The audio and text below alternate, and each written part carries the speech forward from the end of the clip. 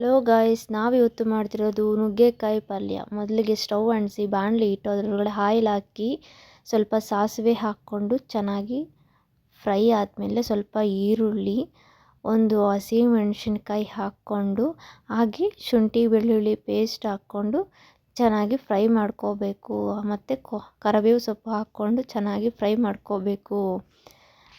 ಇದೆಲ್ಲ ಚೆನ್ನಾಗಿ ಫ್ರೈ ಆಗ್ತಿದ್ದಂಗೆ ಸ್ವಲ್ಪ ಅರಿಶಿಣ ಪುಡಿ ಹಾಕ್ಕೋಬೇಕು. ಅರಿಶಿಣ ಪುಡಿ ಹಾಕ್ಕೊಂಡು ಚೆನ್ನಾಗಿ ಮಿಕ್ಸ್ ಮಾಡಬೇಕು.